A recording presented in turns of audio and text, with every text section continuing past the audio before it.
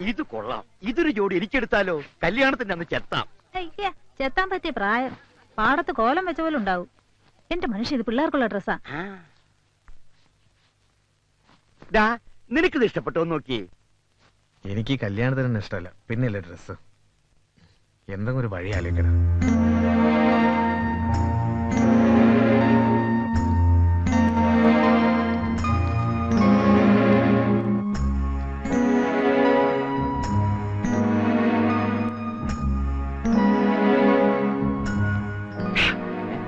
എന്താടാ? അച്ഛനല്ല, നീ ഒന്നും എടുക്കുന്നില്ലേ? അത് ഞാൻ. എന്താടാ? അല്ല, അപ്പുറത്ത് നല്ല സെലക്ഷൻ ഉണ്ട്, ചെന്ന് നോക്കടാ. പിന്നെ രുക്മിണി, നിനക്ക് ഈ കല്യാണത്തിൽ നിന്ന് രക്ഷപ്പെടാൻ ഞാനൊരു വഴി കണ്ടുപിടിച്ചു. അല്പം സാഹസമാണ്, റിസ്ക് ഉണ്ട്, എന്നാലും പറയാം. പറയടാ. കല്യാണത്തിന്റെ രാവിലെ ഇവിടുന്നുള്ള ഫസ്റ്റ് ട്രെയിനിൽ നീ ഒളിച്ചോടുന്നു. ബാംഗ്ലൂരിലുള്ള എന്റെ വീട്ടിൽ നീ എത്തുന്നു. അവിടെ ചെന്ന് നീ നിന്റെ പത്മജിയെ കണ്ടെത്തുന്നു. എന്താ ആലോചിക്കണേ? നിന്റെ അച്ഛൻ്റെ അമ്മയുടെയും കാര്യം ഓർത്തിട്ടാണോ? അവരെങ്ങനെയെങ്കിലും പിന്നീട് പറഞ്ഞ് ആശ്വസിപ്പിക്കാം. പക്ഷേ പുതിയൊരു ജീവിതവും സ്വപ്നം കണ്ട് മണ്ഡപത്തിലേക്ക് അണിഞ്ഞൊരുങ്ങി വരുന്ന ആ പെണ്ണിനോട് ഞാൻ ചെയ്യുന്ന ഏറ്റവും വലിയ ക്രൂരതയല്ലടാ ഈ ഒളിച്ചോട്ടം. ഞാനൊന്ന് പറഞ്ഞോട്ടെ. പെണ്ണ് മണ്ഡപത്തിലെത്തും. നിന്നെ കാണാതെ അവിടെ ഒരു സ്ഫോടനം ഉണ്ടാകുകയും ചെയ്യും. അപ്പോഴാണ് എന്റെ എൻട്രി. നിനക്ക് വേണ്ടി ഞാനൊരു ത്യാഗം ചെയ്യും. ഞാൻ അവളെ കിട്ടും. നിന്നെക്കാളും ഒട്ടും മോശമല്ലാത്ത എന്നെ സ്വീകരിക്കാൻ അവളുടെ ബന്ധുക്കൾ തയ്യാറാകും. അപ്പൊ നിന്റെ പപ്പി? പപ്പി കുപ്പിയാ. ഇന്നലെ കണ്ട പപ്പിയേക്കാൾ എനിക്ക് വലുത് നീയാടാ. എല്ലാം നിനക്ക് വേണ്ടിയാ. നിന്നോടുള്ള ആത്മാർത്ഥ കാരണ, സ്നേഹം കാരണ. ഇതിനൊക്കെ പകരം ഞാൻ എന്താടാ ചെയ്യാ? നിന്നെ പോലെ ഒരു കൂട്ടുകാരനെ കിട്ടിയതാ എന്റെ ഏറ്റവും വലിയ ഭാഗ്യം. അത് നിനക്ക് എപ്പോഴെങ്കിലും ബോധ്യാവും. അല്ല, അത് നിനക്ക് ഇപ്പോഴെങ്കിലും ബോധ്യമായല്ലോ എന്ന്. ഇതെങ്ങനെയുണ്ട്? എന്ത് തമാശ നടന്ന ഇത്ര സന്തോഷിക്കാൻ? ഞാൻ ഇവനൊരു ടേണിംഗ് പോയിന്റ് പറഞ്ഞു കൊടുത്തു. ഇവൻ ടേണിംഗ് പോയിന്റ് ഒക്കെ അവിടെ നിൽക്കട്ടെ. ഇതൊന്ന് നോക്കിയേ, കല്യാണ ഷർട്ടിനുള്ള തുണിയാ. നീ നോക്കിക്കേ. ഇഷ്ടപ്പെട്ടോ? മുറിക്കാനാ? നിനക്ക് ഇഷ്ടപ്പെട്ടോടാ? എത്രയാ നിന്റെ അളവ്? എത്രയാ? 2.5 മീറ്റർ ഫുൾ കൈ. നീ എന്തിനാ എല്ലാ കാര്യം അവനോട് ചോദിക്കണേ? കെട്ടാൻ പോണതവനാണോ? അച്ഛനെല്ലാം അറിഞ്ഞു തോന്നണേ. പട്ടി, അത് നമുക്കെല്ലാം അറിയൂ. ഹലോ, ഇന്ന് തന്നെ അയച്ചേക്കണം. നാളെയെങ്കിലും കിട്ടണം. ഓണമൊക്കെ കഴിഞ്ഞ ഒരിക്കലും എടുക്കാത്ത നമ്പറായിട്ട് ഒരുത്തം പന്നുണ്ട്. വെറുതെ സമയം മെനക്കെടുത്താൻ. ഒന്ന് വിളിച്ചോട്ടെ, അയാളൊന്ന് ഇറങ്ങിക്കോട്ടെ. 4850. അതെ, പഴയ നമ്പർ തന്നെയല്ലേ, അത് കിട്ടൂല. കരിനാക്കെടുത്ത് വളയ്ക്കാതെ. ഇതെന്താ നേർച്ചയാണ്? കൽക്കട്ടയ്ക്ക് ഒന്ന് വിളിക്കണല്ലോ. അതെ, ഒരു പ്രാവശ്യത്തെ കൂടുതൽ ട്രൈ ചെയ്ത് തന്നെ മെനക്കെടുത്തരുത്.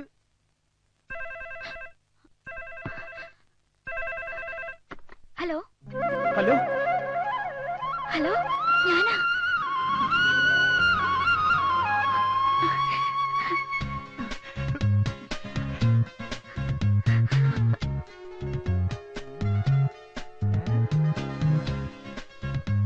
ഇത്രയും കാലം ഫോൺ കിട്ടാനിട്ടായിരുന്നു. കിട്ടിയപ്പോ ഒന്നും മിണ്ടുന്നില്ല. എന്തേ ഇത്? ഹലോ, എന്താ എന്നെ പിന്നെ വിളിക്കാഞ്ഞത്? വിളിക്കണുണ്ടായിരുന്നു, കിട്ടണ മുഴുവൻ റോങ് നമ്പറാ. ഞാനിപ്പോ നാട്ടിൽ ഈ ഫോൺ ഒന്ന് കിട്ടാൻ വേണ്ടി ദിവസം പ്രാർത്ഥിക്കുന്നുണ്ടായിരുന്നു. ഞാനും. ദൈവം നമ്മുടെ കൂടെ ഉണ്ട്. അതുകൊണ്ടാണല്ലോ ഇപ്പോഴെങ്കിലും ഒന്ന് കിട്ടിയത്. ഞാൻ വലിയ ടെൻഷനിലായിരുന്നു. അതിനേക്കാൾ വലിയ ടെൻഷനില്ല ഞാൻ. എന്റെ കല്യാണം നിശ്ചയിച്ചിരിക്കുക. എന്നെ കൊണ്ടുപോവോ? ഞാൻ വിളിച്ച വരുമോ? എവിടെ വേണേലും വരാം. എന്നാ ഞാൻ ബാംഗ്ലൂർക്ക് വരട്ടെ? അത് വേണ്ട, ഞാൻ ഇന്ന് നാട്ടിൽ പോവാ. എന്നാ ഞാൻ വീട്ടിലേക്ക് വരാം. വീട് എവിടാന്ന് പറഞ്ഞാ മതി. വേണ്ട, എന്റെ അമ്മമാര് ഭയങ്കര പ്രശ്നക്കാരാ. അനിയൻകുട്ടി പറ, ഞാൻ എവിടെയാ വരണ്ടേ? എന്റെ വീട്ടിൽ നിന്ന് കുറെ ദൂരമുണ്ട് ഒരുവാതിൽ കോട്ടയ്ക്ക്. സാരല്ല, ഞാൻ എങ്ങനെയെങ്കിലും എത്താം. എപ്പോഴാ വരണ്ടേ? 27-ാം തീയതി രാവിലെ 8 മണിക്ക് വന്നാ മതി. 27-ാം തീയതിയോ? എന്താ ഒന്നും പറയാത്തത്? ഞാൻ കാത്തു നിൽക്കും.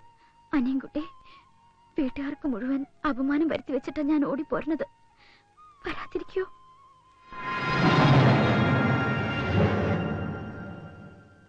വന്നില്ലെങ്കില് ഞാൻ ഈ ലോകത്ത് ജീവിച്ചിരിപ്പില്ലെന്ന് കരുതിയാ മതി.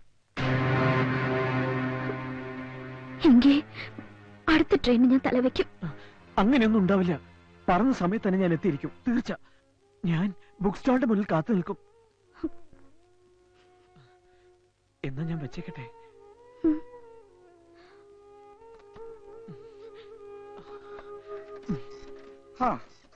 കൽക്കട്ട കൽക്കട്ട.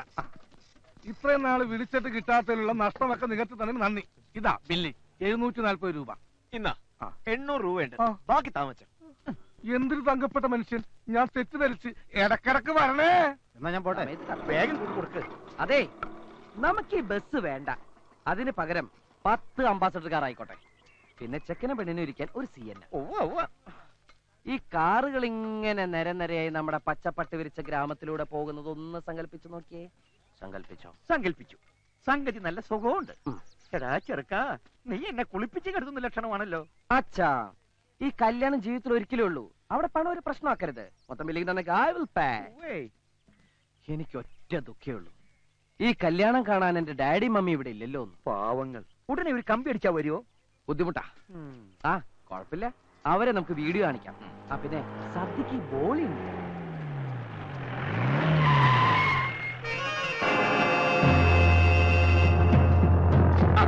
എത്തിയല്ലോ കാലാൽപ്പട.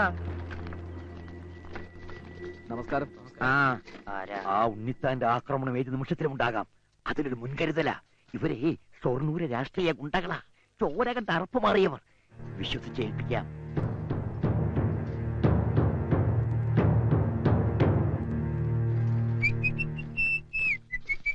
നീ ഇതെവിടെയായിരുന്നു? ഇതൊരു കല്യാണ വീടാ. മണവാളിനെ പലരും തിരക്കും.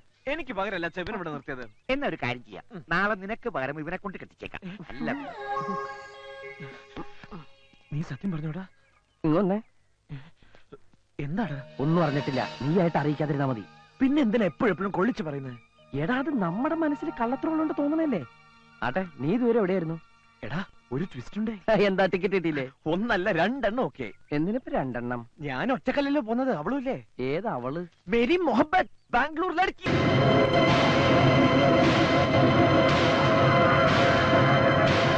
അതേടാ, എനിക്ക് അവളെ ഫോണിൽ കിട്ടി. അവളുടെ കല്യാണമൊന്നും, പക്ഷെ എന്റെ കൂടെ ഇറങ്ങി വരാന്ന് പറഞ്ഞു. എന്നിട്ടൊരു ചോദ്യം, ഞാൻ വരാതിരിക്കുമെന്ന്. ഞാൻ എത്തിയില്ലെങ്കിൽ ചത്തൂന്ന് കരുതിയാൽ മതിയെന്ന് ഞാൻ പറഞ്ഞു. അപ്പൊ അവള് പറയാ, എന്നാ അടുത്ത ട്രെയിൻ അവൾ തലവെക്കുമെന്ന്. എന്തൊരു സ്നേഹമല്ലട അവൾ. ആ, അടയാളം കണ്ടുപിടിക്കാൻ വേണ്ടി ഞാൻ ആ ബുക്ക് സ്റ്റാളിന് മുമ്പിൽ നിൽക്കാന്നാ പറഞ്ഞത്. എന്തു പറ്റിടാ? ഒന്നുമില്ല. ഈ വിഷയത്തിലൊന്നും നീ ഇടപെടണ്ട. ഫുൾ സ്വിംഗിൽ അച്ഛന്റെ കൂടെ നിന്നോണം. എല്ലായിടത്തും നിന്റെ വക്രബുദ്ധി പ്രവർത്തിക്കണം. മോനെ, നിങ്ങൾ അവിടെ എന്തെടുക്ക? ആ ഉണ്ണിത്താൻ ഇങ്ങോട്ട് പുറപ്പെടാൻ അവിടെ പടയൊരുക്കം നടത്തുന്നു. ഇവിടെ നടക്കുന്നതൊക്കെ അയാൾ അറിഞ്ഞു. ഇതേ മുഹൂർത്തത്തിൽ നിന്നെ കൊണ്ടുപോയി ബലമായിട്ട് കെട്ടിക്കാനുള്ള പരിപാടിയാ.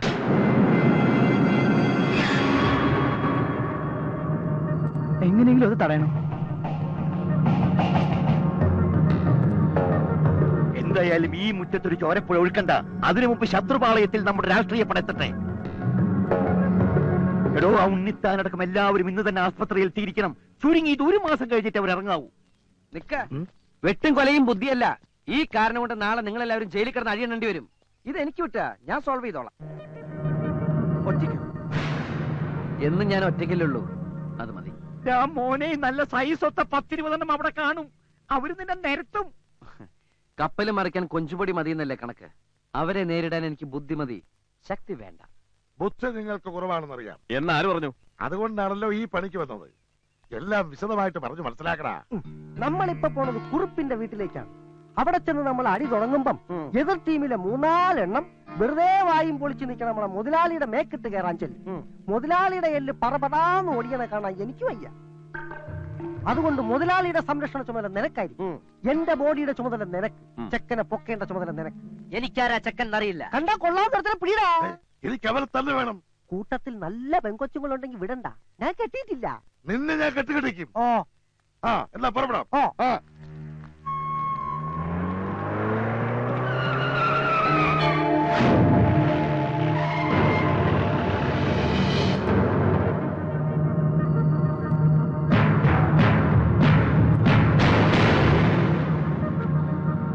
അവന്മാരുടെ പാർട്ടിയാ. അത് ഇവിടുന്ന് തുടങ്ങിക്കോ. എന്താണ് പറഞ്ഞത് കേട്ടില്ലേ? ഞങ്ങളുടെ കൈ വീണാൽ ഇവൻ ചത്തുപോകും. വെറുഞ്ഞരമ്പ്. ഇവൻ ഞങ്ങൾക്കൊരല്ല. ഇവനെ പോലെ കുറെ എണ്ണ അവിടെ കാണൂ. അപ്പൊ നിങ്ങൾ തല്ലില്ലേ? അവൻ എന്റെ അടുത്തേക്ക് വരുന്നു. അടിയടാ. വേണ്ട. എന്താടാ തിന്നത്? വേണ്ടാന്ന് പറഞ്ഞു. ഞാൻ നിങ്ങളുടെ ശത്രുവായിട്ടല്ല വന്നത്. പിന്നെ മിത്രമായിട്ടാണോ? അതെ. നിങ്ങളിപ്പോ അങ്ങോട്ട് ചെല്ലുന്നത് ബുദ്ധിയല്ല. ഇവന്മാരെക്കാളും നല്ല തന്റെടവും തടിമെടുക്കുമുള്ള ഷൊർണൂർ ഗുണ്ടകൾ അവിടെയുണ്ട്. ഈ ഓച്ചറ പ്രദേശത്തിന്റെ കയ്യിൽ അവര് ഭസ്മം. അതൊക്കെ വെറും തോന്നല.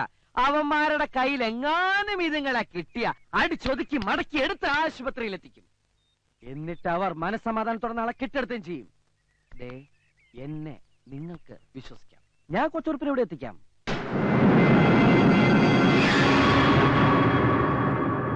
സംശയിക്കണ്ട.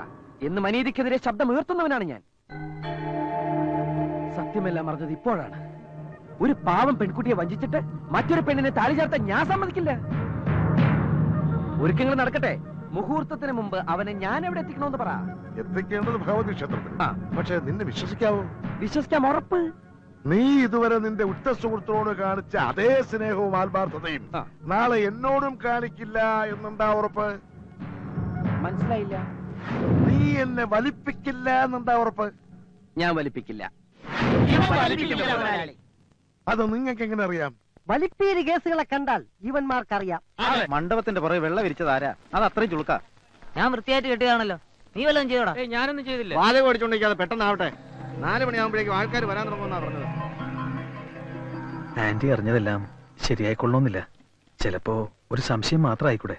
വ്യക്തമായി അറിഞ്ഞാൽ മാത്രമേ ആന്റി ഒരു കാര്യം പറയൂ. സുധയ്ക്ക് ആ പയ്യനെ കുറിച്ച് വല്ല വിവരം കിട്ടിയിട്ടുണ്ടോ? അതൊന്നും ആന്റിക്ക് അറിയാൻ വയ്യ. പക്ഷേ എനിക്കൊരാളെ സംശയമുണ്ട്. അന്ന് പപ്പിയെ കാണണമെന്നും പറഞ്ഞ് ഇവിടെ അടുത്ത് വന്നില്ലേ? സംശയിക്കണ്ട, അവൻ തന്നെയാ. ആ മുഖം എനിക്ക് നല്ല ഓർമ്മയുണ്ട്. വലിയ വിളക്ക് ഒരെണ്ണമുണ്ട്. സാധാരണ ചെറുത് 5 എണ്ണവും വെക്കാറുണ്ട്, 2 എണ്ണവും വെക്കാറുണ്ട്. എത്രയാണെന്ന് വെച്ചാൽ എന്തെങ്കിലും ചെയ്യടോ. 2 എണ്ണം മതി. കുടുംബത്തിന് മാനക്കേടുണ്ടാക്കാനാ ഭാവമെങ്കില് കൊന്നുകളയും ഞാൻ അവളെ. എടുത്തിയാടിയ പരിസരം അറിയും. ഇത് വളരെ ഗൗരവേറിയ വിഷയമാണ്.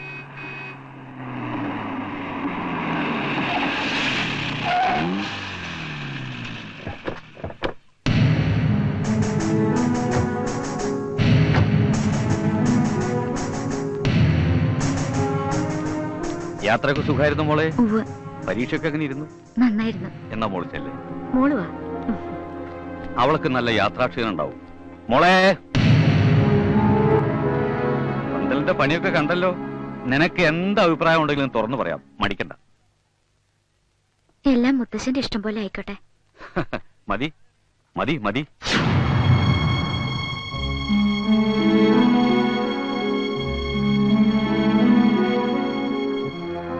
എല്ലാം നമ്മൾ അറിഞ്ഞു. അവൾക്ക് ഇതുവരെ അറിയില്ല. ആ സംസാരം മുഖഭാവം ശ്രദ്ധിച്ചോ? അവളെല്ലാം തീരുമാനിച്ചു ഉറപ്പിച്ചു കഴിഞ്ഞ പോലെയുണ്ട്. ഏത് ട്രെയിനാന്നാ പറഞ്ഞത്? 8 മണിക്കെന്നാ പറഞ്ഞത്. ബാംഗ്ലൂർ വണ്ടിക്കായിരിക്കും. മുഹൂർത്തം 10-നും 10:30 ഇടയിൽ സമയമുണ്ട്. എന്തായാലും അവൾക്ക് പോവാനുള്ള സൗകര്യം ഏർപ്പാടാക്കി കൊടുക്കുക. അവൾ അറിയാതെ തന്നെ. അച്ഛനത് എന്തിനുള്ള പുറപ്പാടാ? പിന്നെ ഞാൻ എന്താ ചെയ്യേണ്ടത്? അവളെ തല്ലി ചാലിച്ച് പൂട്ടിയിടണോ? മുഹൂർത്തത്തിന് പന്തലിലേക്ക് ഇറക്കി കൊണ്ടുവരുമ്പോ എനിക്ക് ഈ കല്യാണം വേണ്ടെന്ന് അവള് വിളിച്ചു പറഞ്ഞ അതോടെ വടക്കെടുത്തവരുടെ മാനം പോയില്ലടാ. നാളെ അവൾ ഒളിച്ചോടിയ പിന്നെ നമുക്ക് അഭിമാന. അവള് രാവിലെ സ്റ്റേഷനിലെത്തട്ടെ, അവനെയും കാത്തു നിൽക്കട്ടെ. പക്ഷേ അവിടെ അവൻ ഉണ്ടാവരുത്. മനസ്സിലായോ? അവനെ കാണാതെ ആവുമ്പോ എന്റെ മോൾ ഒരുപാട് വിഷമിക്കും. അതോടെ ബോധ്യാവും അവൻ ചതിച്ചു എന്ന്. പിന്നെ അവളെങ്ങും പോവില്ല, തിരിച്ചു വരും. നമ്മൾ നിശ്ചയിച്ചവൻ തന്നെ അവളുടെ അതൊക്കെ ഞാൻ നോക്കണം. ആ ശരി ശരി. കവിതേ, നിനക്ക് എവിടുന്ന് കിട്ടിയടി ഇത്ര ധൈര്യം? ഒരാളെ സ്നേഹിക്കുമ്പോഴേ നിനക്കത് മനസ്സിലാവൂ.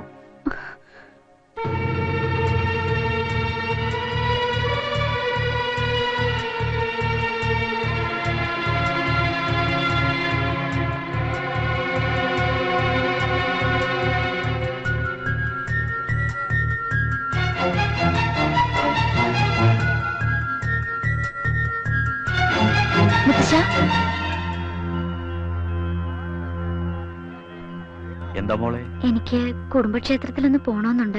അതിനെന്താ, മോള് പൊക്കോളൂ. കൂട്ടിന് ആരെങ്കിലും വേണോ? ശാരദേ, അല്ലെങ്കിൽ വേണ്ട. ഒറ്റയ്ക്കാവുമ്പോ ഉള്ളു തുറന്ന് പ്രാർത്ഥിക്കാം, അനുഗ്രഹം മേടിക്കാം. മോള് ചെല്ല്. ഇതൊക്കെ മണ്ഡപത്തിലേക്ക് കേറുമ്പോ പോരെ. മോള് ചെല്ലൂ.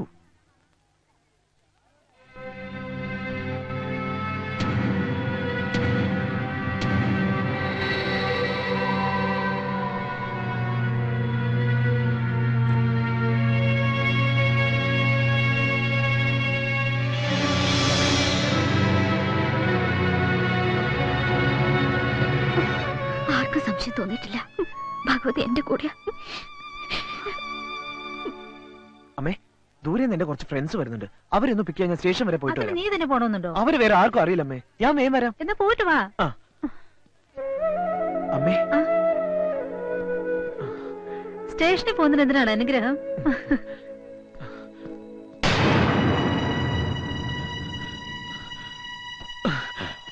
ബാഗൊക്കെ നേരത്തെ ജീപ്പിൽ ഒളിപ്പിച്ചു വെച്ചാൽ നന്നായി. അച്ഛൻ എന്നെ കാണാതെ ടെൻഷൻ അടിക്കും. നീ വേണം ആശ്വസിപ്പിക്കാൻ. ഞാൻ ബാംഗ്ലൂർക്ക് വരുന്നെന്ന് വിളിച്ച് പറഞ്ഞിട്ടുണ്ടല്ലോ.